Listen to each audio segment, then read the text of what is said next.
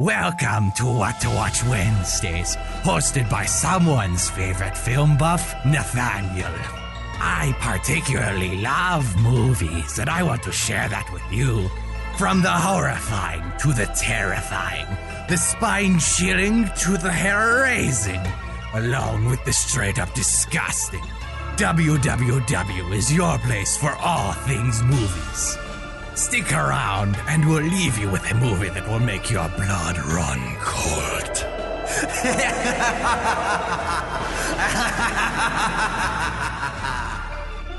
88.1 The Burg, your mortifying movie central.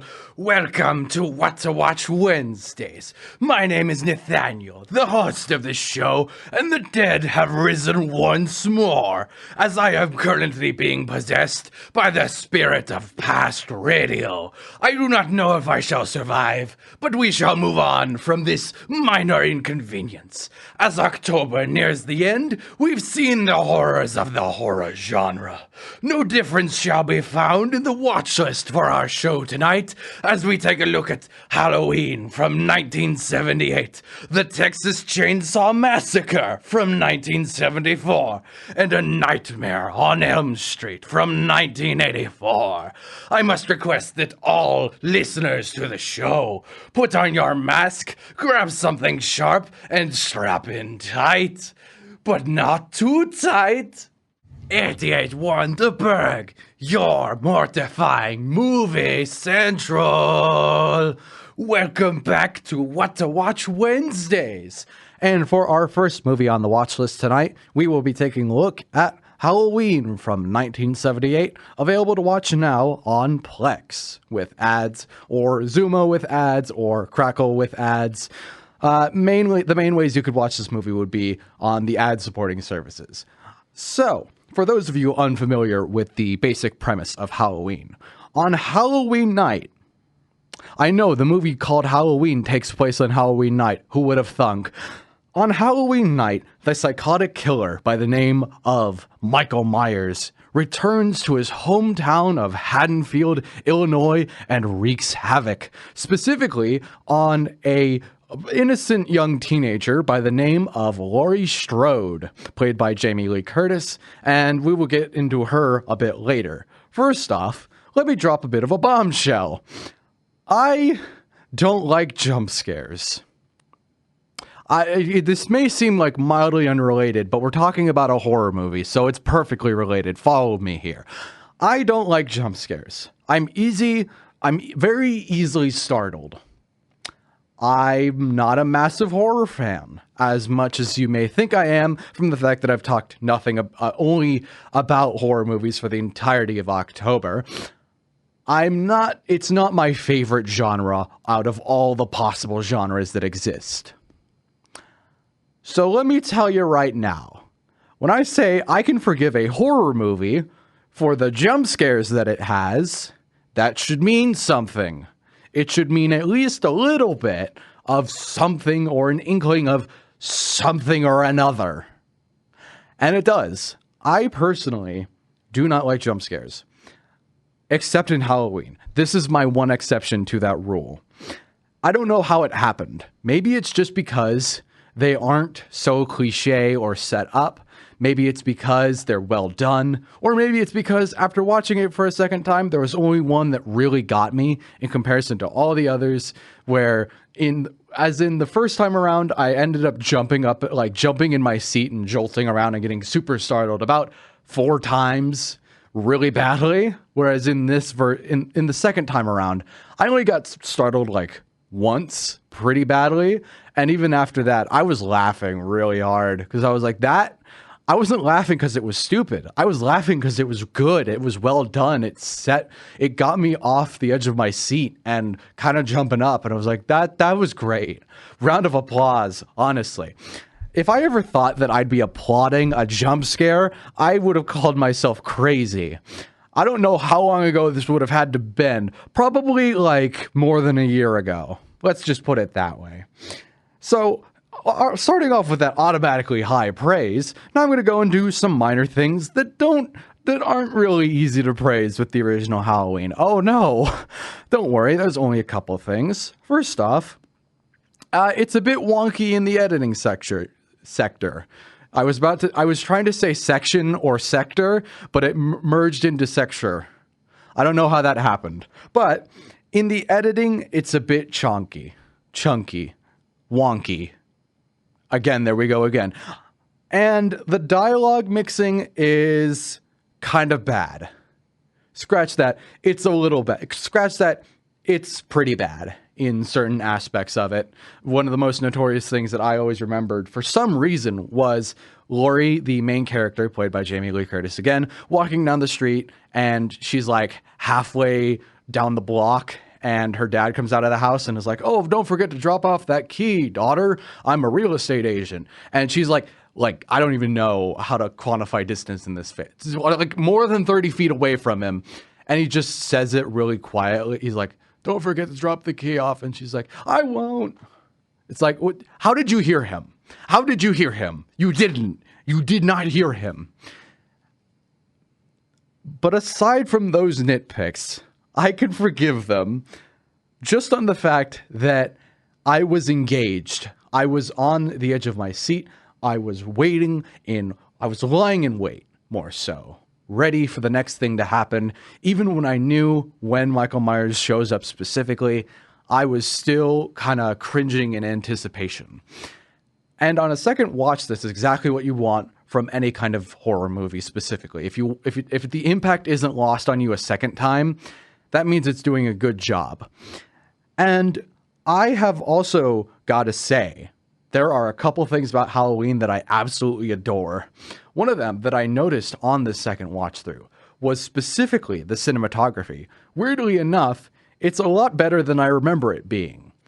Not that I remember it being bad beforehand, more so that I noticed it more this time around. This time around, I also noticed that Laurie Strode, played by Jamie Lee Curtis again, I keep giving her the shout out because she honestly absolutely deserves it. This was her first role and she killed it. She knocked it out of the park. She is such a good protagonist. I cannot think of a single problem I have with her. She's smart. She's quick on her feet. She knows how to fight. She's really good at protecting the kids she's supposed to be babysitting while they're being attacked by a literal masked murderer. That is ridiculous. How do you manage to do that? You're a teenager. That's ridiculous.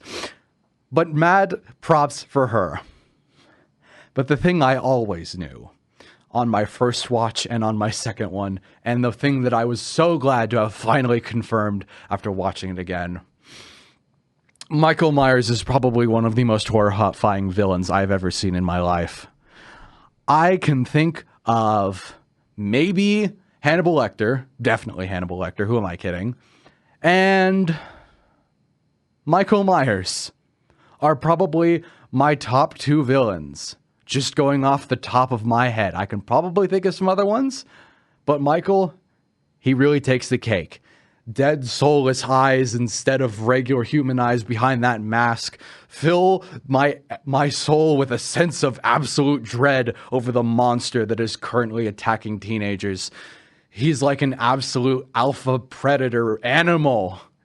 Sadistic. He's crazy. He's a psycho. So many ways I could describe him. He's unstoppable, unkillable, undeniable. I adore Michael Myers, and despite the original Halloween's flaws, I cannot say that I dislike the movie even a little. I can forgive its schlockiness, its cheesiness, its rough edges all day. But the things that I've mentioned and the fact that I can forgive should be an interesting segue to the next movie we talk about after the break, which will be the Texas Chainsaw Massacre. So stick around for that. It won the Burg, your mortifying movie central. Ooh, welcome back to What to Watch Wednesdays.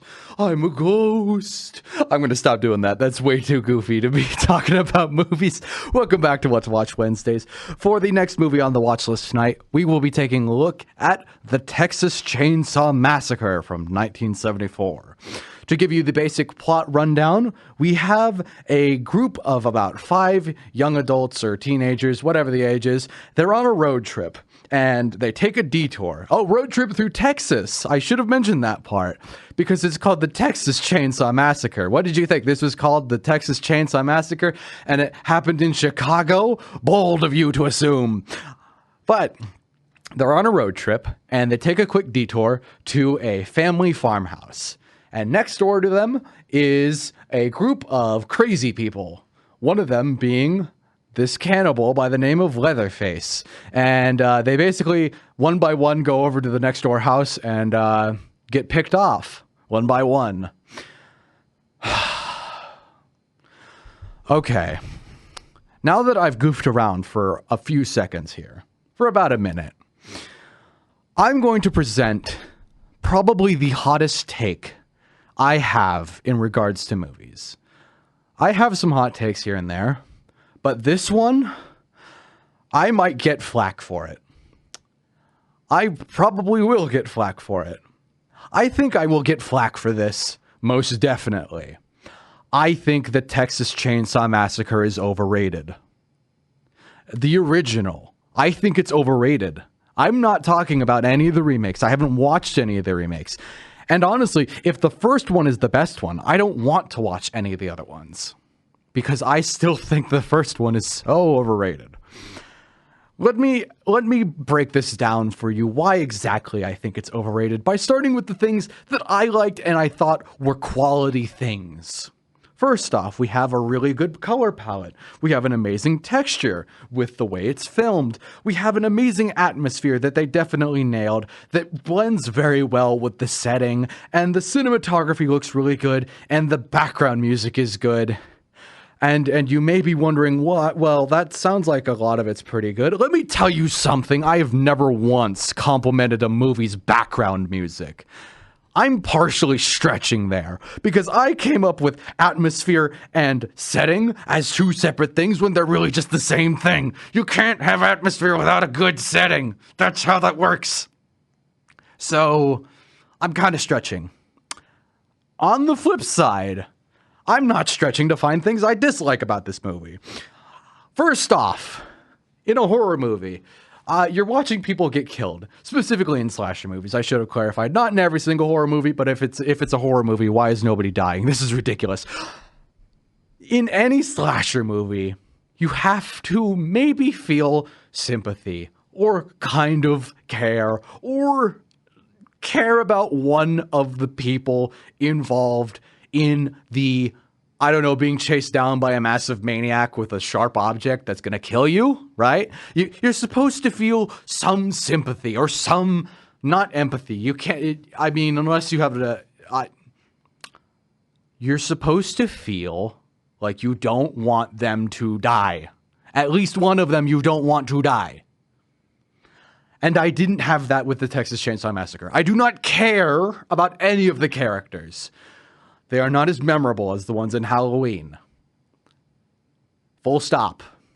That's my opinion, of course. But you're listening to my opinion. It's my show. Next crazy opinion. I don't think Leatherface or his crazy brothers are all that scary. I think they're freaks, they're weirdos, and they're stupid. They're just plain idiots. That is not scary. That is not the same thing as scary. That is called weird, crazy, and stupid. Do you see the delineation here? Michael Myers is scary because he can be anywhere at any time. He's fast, he's physically imposing, and he's cunning and invincible. Leatherface and his crazy brothers are just backwaters people who have problems. And I feel something towards that. I don't feel like they deserve any pain or something like that. But I also don't feel scared of them at all. Leatherface is just a dude with a human face mask. And when I say that out loud, it sounds like it'd be scary. If you never show me, if you never even mention that it's made from a human face, like, the problem with Leatherface is that I can see his face underneath the mask. That's my biggest problem, is that I can see him. There's a human underneath there. That's not scary. That's just a crazy human being. And I think this is probably going to be the thing that people are going to get real angry about. I was bored. I was partially bored watching this movie. People may not like that, but I can't just lie and say that I was enthralled every second of the thing when I wasn't. When there were parts that I was just like, why is this happening? Or when I was just sarcastically saying to myself, oh no, that guy is gonna die. Oh no. You think I'd care more because it's a fellow human being. Maybe I'm a crazy person. Maybe I'm the one who doesn't get it. Except I do. I get it exactly. And I'm bored. I am not scared. It's just... I think here's what I'm going to narrow down right now before I read the rest of any of my other points. My biggest problem with the Texas Chainsaw Massacre comes from the fact that they don't get accosted by Leatherface. They do not stay in the family farmhouse, and Leatherface does not physically walk over to the family farmhouse and get them. They walk to the house next door that Leatherface is in, and they die. That's not scary. That's watching people be idiots. That's my problem. That's my entire problem boiled down to one single thought. I don't care. I don't feel sympathy, and I definitely don't feel scared watching people walk over to a house next door and die.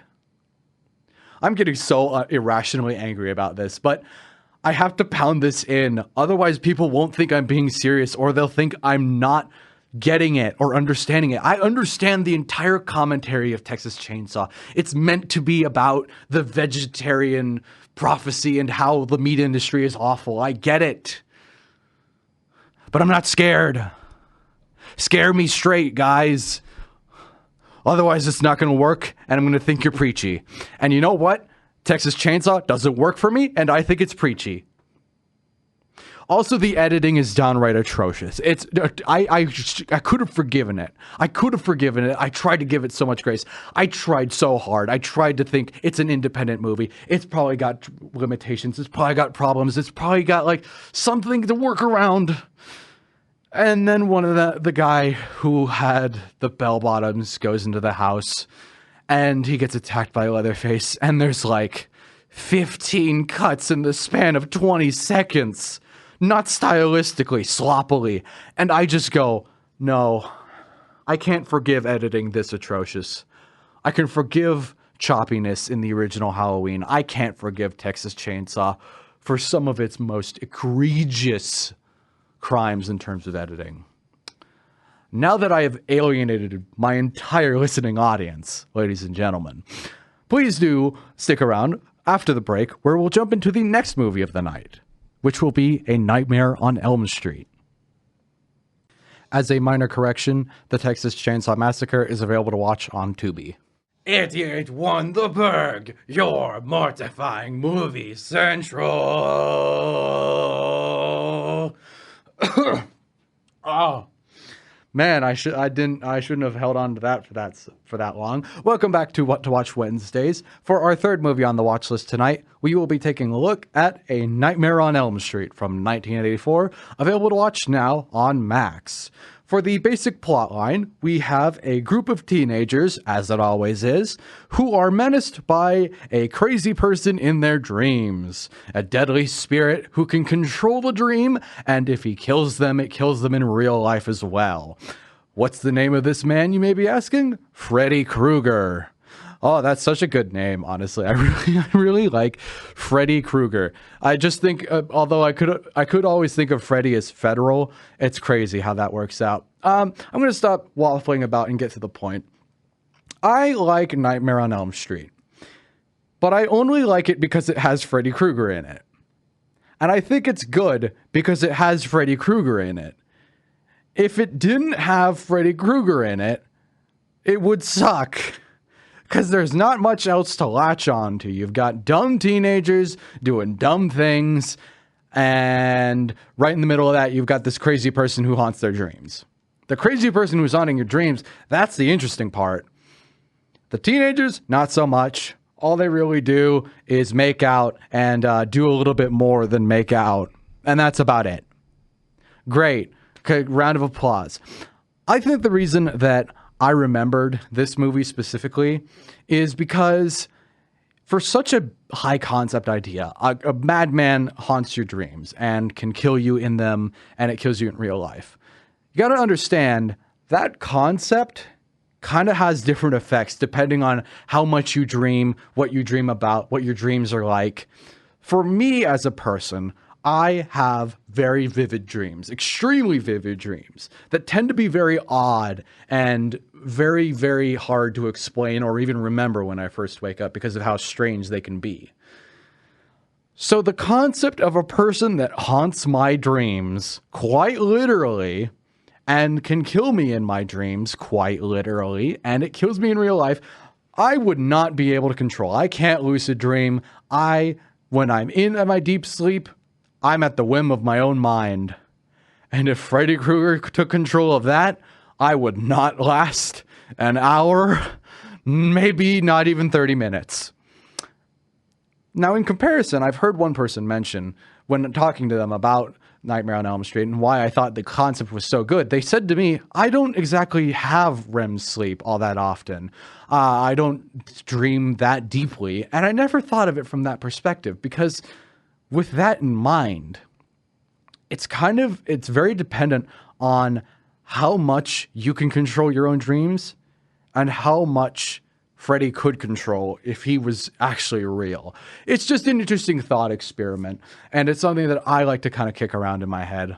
I will also say that I think the best part of this movie is definitely in the second half, where it takes on this sort of suspense of the remaining kids, that being Nancy and Glenn, trying really hard not to sleep, or at least Nancy. She goes really far in trying not to sleep, and it becomes this very survival-esque storyline of try to survive the night, because the moment you go to bed, you're done for. He's the one who has control. He's the one who wins. Unfortunately, I do remember Glenn doesn't exactly follow that advice perfectly, but that's mild spoilers. Don't worry about it. On an unrelated note, did you guys know that Johnny Depp is in this movie? Yeah, it's in '84. He looks really young. When I say really young, I mean he looks like a literal teenager. And the whiplash that I got from a young Johnny Depp is unmeasurable. It's honestly unmeasurable. All I can hear is like that 10% amount of his actual voice when he's playing Jack Sparrow, and that's about it. To get to kind of the big point about Nightmare on Elm Street, here's what my kind of summary or thesis statement on the movie would be. I think there are two things to be said. First off, the entirety of the rest of the movie that doesn't have Freddy Krueger in it is kind of just there. It's not good. It's not bad. It's kind of middling. And it can kind of dip and go up here and there. Dips a little bit more than goes up, in my opinion. But when Freddy Krueger is on screen, this crazy, exaggerated, almost cartoon character, it is amazing. It is horrifying, and it is creative. And I also really like Robert Englund's voice. Like, that's a great voice for him. And on the other hand, and To add to that, I think it's the thing that carries the movie.